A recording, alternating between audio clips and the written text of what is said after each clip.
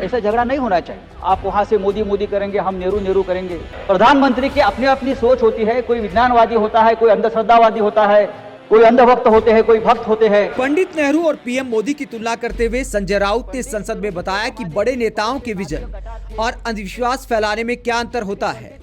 PM Modi और अंधभक्तों पर कटाक्ष करते हुए संजय राउत ने पीएम मोदी के नाले की गैस से चाय बनाने वाले बयान को लेकर मजाक उड़ाया। पंडित नेहरू जी के जमाने में भी बहुत से नाली और गटार थे, लेकिन पंडित नेहरू ने यह नहीं कहा कि गटार से गैस निकालकर चाय बनाओ।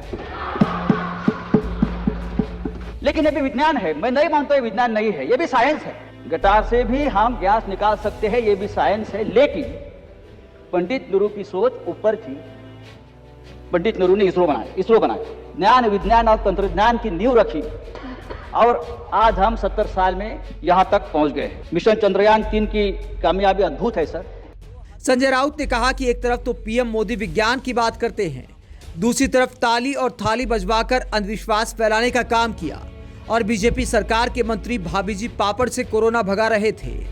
प्रधानमंत्री जी ने कल कहा मजबूत भारत बनाना है, और साइंस और टेक्नोलॉजी के सिवा ये देश आगे नहीं बढ़ेगा। लेकिन हमने कोरोना काल में क्या देखा? पापड़ बेचो, थालियां बजाओ, तालियां बजाओ। This is not science and technology. ये साइंस टेक्नोलॉजी नहीं है, ये अंधश्रद्धा है। ये साइंस टेक्नोलॉजी नहीं है। हमारे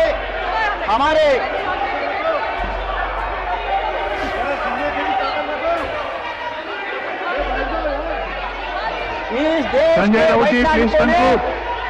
संजय राउत जी प्लीज कंक्लूड। इस देश के वैज्ञानिकों ने वैक्सीन बनाया, और वैक्सीन बनने के बाद संजय राउत जी प्लीज कंक्लूड। प्रधानमंत्री ने सिर्फ अपना फोटो लगाकर प्रचार किया। Thank you Sanjay Raut ji please conclude.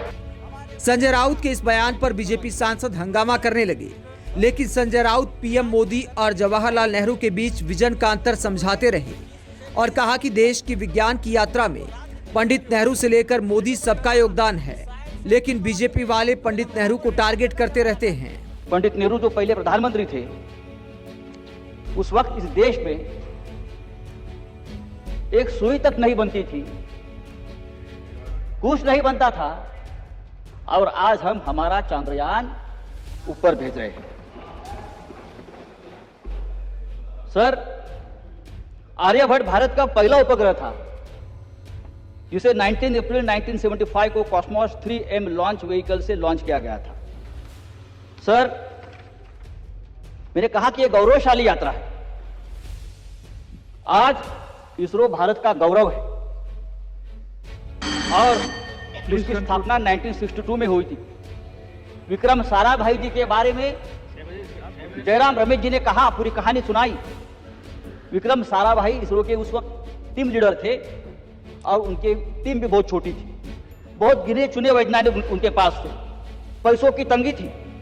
लेकिन साल भर में भारत ने पहला रॉकेट लॉन्च किया, और उसके पार्ट्स को साइकिल पर लादकर लॉन्च सेंटर तक पहुंचाया गया था। वो ऐतिहासिक तस्वीर आज भी हमारे शरीर पर रोंगटे खड़े कर देती है।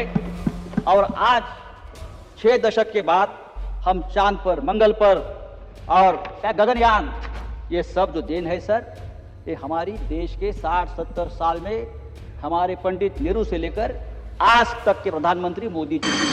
सर प्लीज, मैं सबका नाम लेना चाहता हूँ। आप संजय राउत के पीएम मोदी का संसद में इस तरह मजाक उड़ाने को लेकर क्या सोचते हैं? कमेंट बॉक्स में अपनी राय जरूर दें। मजबूत भारत बनाना है।